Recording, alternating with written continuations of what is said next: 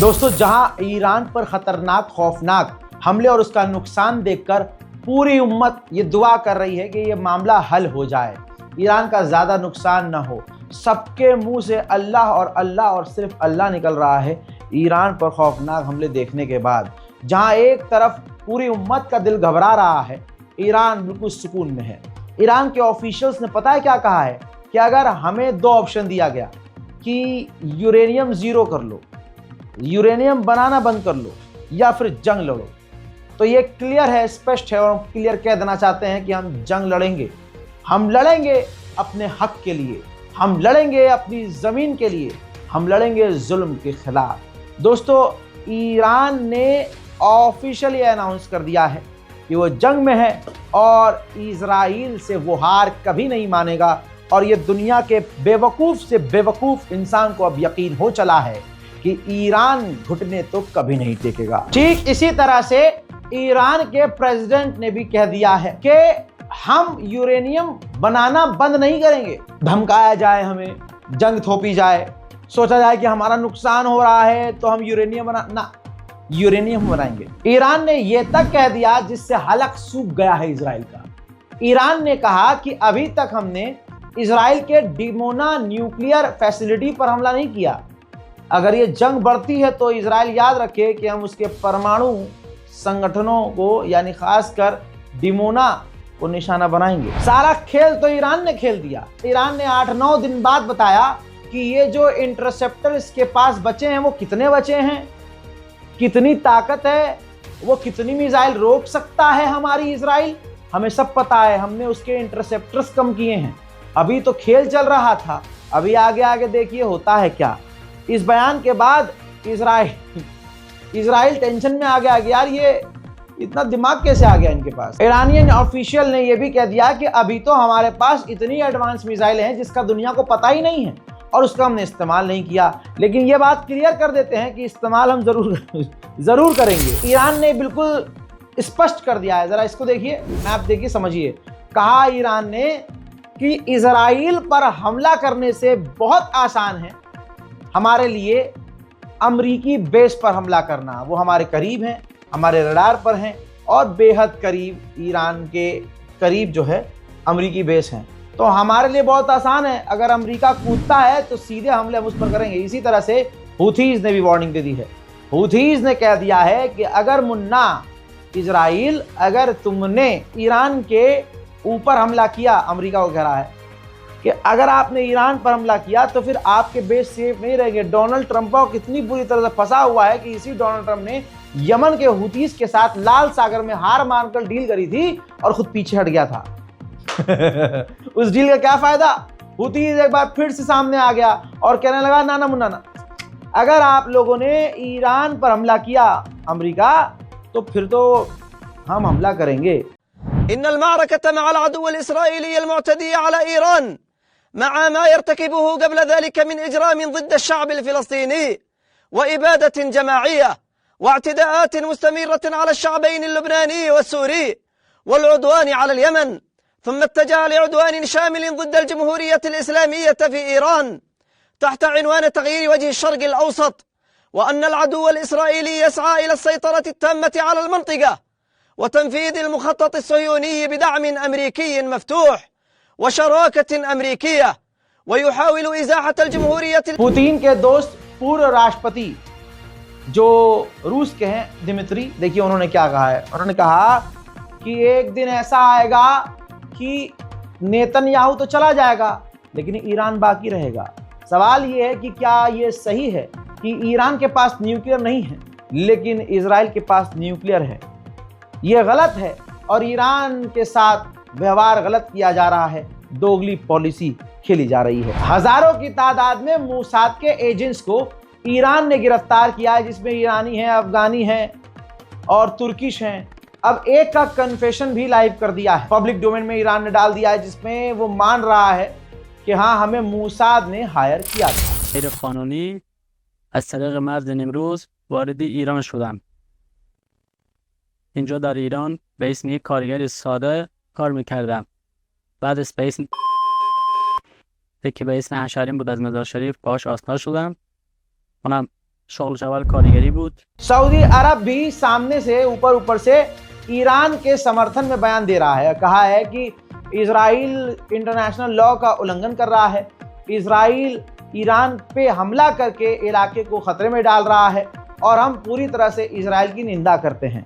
Saudi अरब ने 2 साल से सिर्फ इजराइल की गाजा और फिलिस्तीन के मामले में निंदा करी है और कुछ नहीं किया। यही सऊदी अरब है जिसके यहाँ अमेरिका का बेस है और अमेरिका के तमाम एडवांस फाइटर जेट, यहाँ तक कि परमाणु बॉम्बर भी वहाँ तैनात है। तो बड़ा दोगला लगता है मुझे सऊदी अरब के सामने से ये कह रहा है और पीछे से इजराइल के साथ है। बड़ा अजीब लगता है अरब देशों का ये दोगलापन मुझे कि इजराइल की आलोचना भी कर रहे हैं और अब्राहम अकॉर्ड में शामिल भी हैं। भले ही सऊदी अरब शामिल नहीं है, लेकिन सऊदी अरब की गहरी दोस्ती इजराइल के साथ है।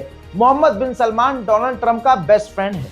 हम गलतफहमी में थे कि हमारा वाला जो है नमस्ते डोनाल्ड ट्रंप करके अपना बेस्ट फ्रेंड ट्रंप को बना चुका है, लेकिन नहीं, ट्रंप भी धोखेबाज है और बिन सलमान भी धोखेबाज है। अरब और मुसलमानों से बात एक ही, अरब हो या मुसलमान, नफरत इजराइलियों को इन अरब से इतनी है कि चैनल 13 पर एक अरब का बंदा काम कर रहा था, एंकर था, अरब का एंकर, जो कि फिलिस्तीन से तो नहीं कह सकते लेकिन वो किसी अरब वरब देश का होगा। चैनल 13 का वो एंकर था। इजराइल के जहां हमला हुआ है वहां वो जाकर रिपोर्टिंग कर रहा था, काम कर रहा था।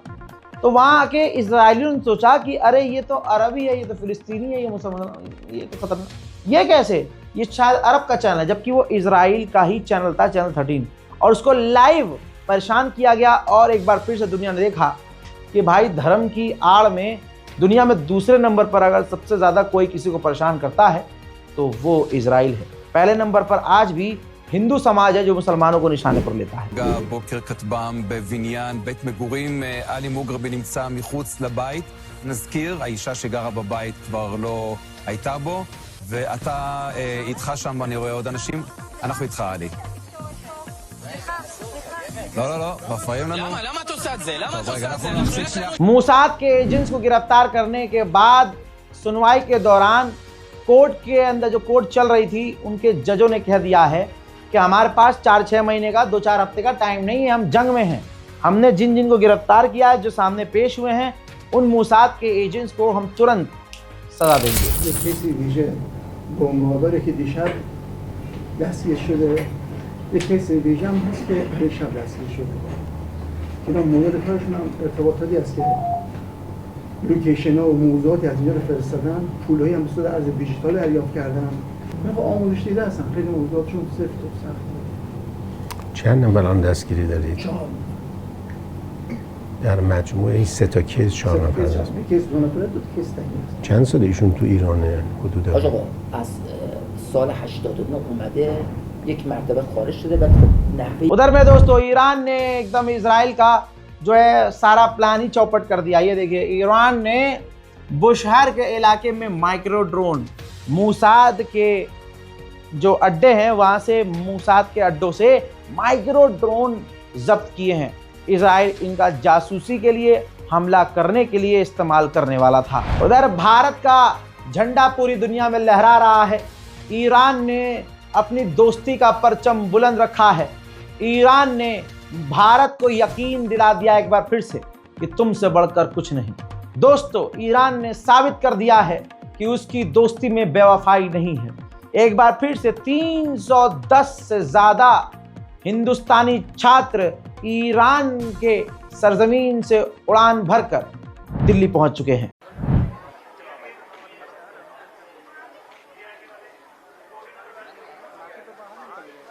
आप लोग जो रेसिडेंट कमिश्नर्स वेट कर रहे हैं, आगे का जो मूवमेंट होगा वो आपको गाइड करेंगे, आपके रिस्पेक्टिव स्टेट के इमिग्रेशन के पास सब वेट कर रहे हैं आपको।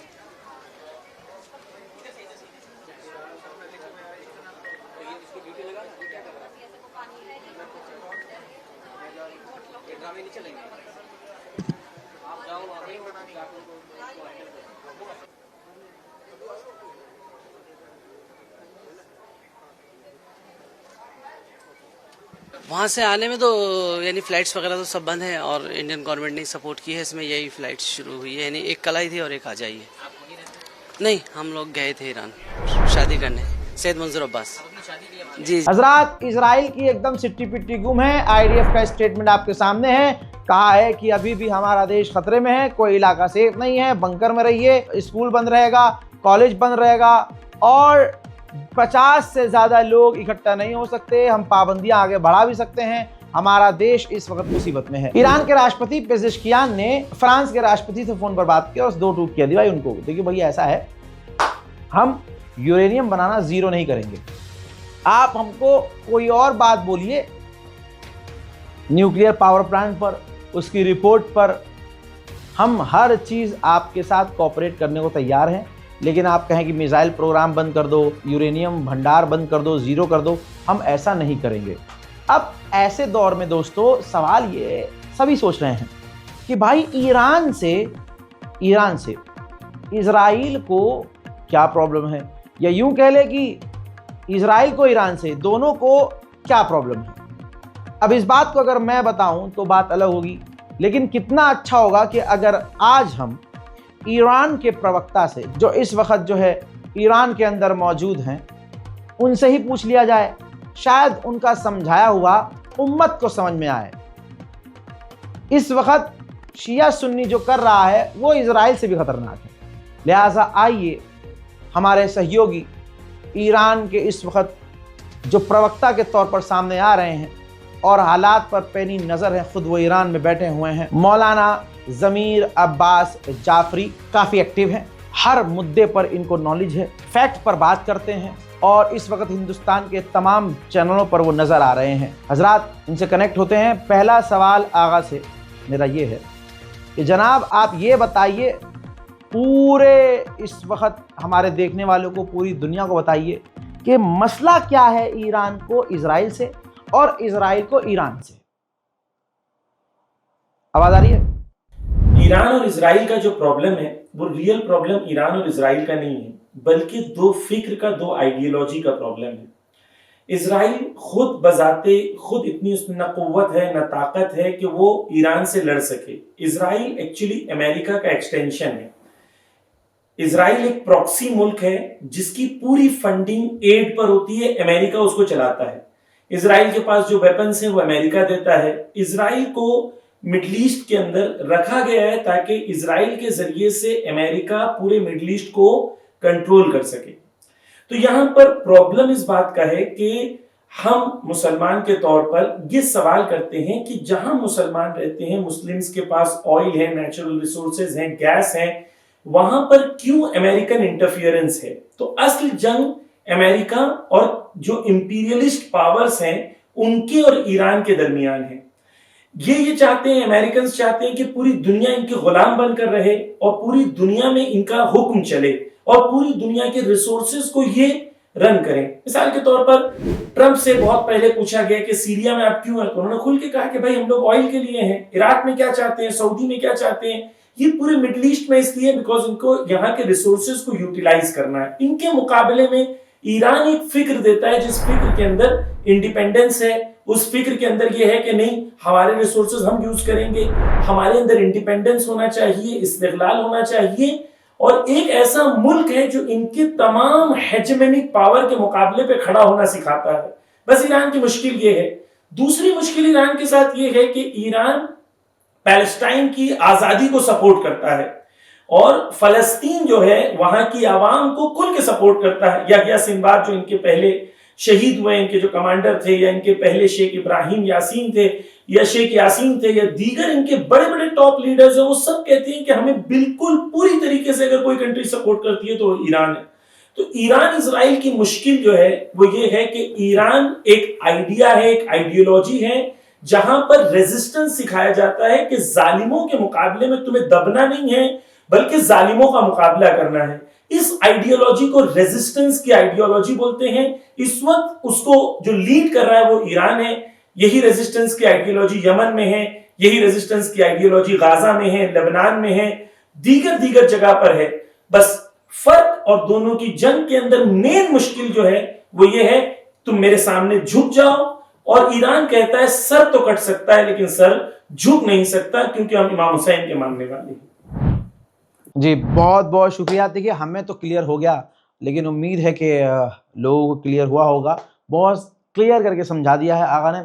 और हम इनसे जो है आवाज़ अगर आप तक पहुंच रही है आवाज़, तो हम एक काम करेंगे, हम आने वाले और अपडेट्स में इसी तरह से आगा से सवाल करते रहेंगे और आप लोगों के भी सवाल इंशाल्लाह लेते रहेंगे। आप कमेंट में सवाल कर सकते हैं ताकि हम डायरेक्ट जो है आगा से सवाल कर सकें। दोस्तों अब बढ़ते हैं आगे की तरफ। ज़रा सोच के देखिए आप लोग, सारे अरब देशों ने इजराइल की निंदा करी है, लेकिन कल तक जो मुसलमान, हिंदुस्तान में बहुत मुसलमानों को पर्सनली मैं भी जानता हूँ, जो जोलानी का पेशाब पीने को तैयार थे, मोहतरम हजरात, इस जोलानी की सरकार ने इजराइल की अभी तक निंदा नहीं की और इजराइल के साथ खड़ा है और ईरान के समर्थन में कुछ बोला भी नहीं।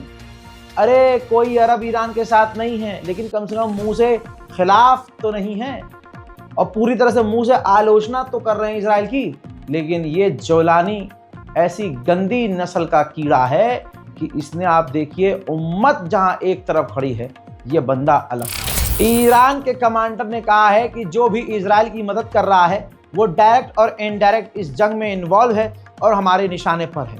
जो भी मिलिट्री एड भेजी जा रही है इजराइल को, वो हमारे निशाने पर हैं और हम हर चीज का जवाब देंगे। رژیم متجاوز صهیونیستی با وجود برخورداری از پیشرفته ترین و پرهزینه ترین سامانه های پدافندی ضد موشکی روز دنیا و پشتیبانی های همه جانبه آمریکا در پی ضربات مؤثر و کوبنده واحدهای موشکی و پهپادی نیروهای مسلح جمهوری اسلامی ایران بخش قابل توجهی از توان راداری و پدافندی خود را از دست داده و با کمبود مهمات و تجهیزات مواجه شده است. هشدار می‌دهیم ارسال هر گونه تجهیزات نظامی یا ईरान के हेड ऑफ एटॉमिक एनर्जी के, मतलब समझिए परमाणु प्रोग्राम के हेड ने कहा है कि जब इजराइल के हमले खत्म हो जाएंगे तो अब हम और तेजी से यूरेनियम और परमाणु पर काम करेंगे। लीजिए, खेल ही खराब कर दिया इजराइल ने। मतलब अब ईरान के पास पूरा मौका है कि वो परमाणु बना सकता है। फिलहाल के इस अपडेट में इतना ही। इस रिपोर्ट को शेयर कीजिए, दुआओं में याद रखिए। जय हिंद।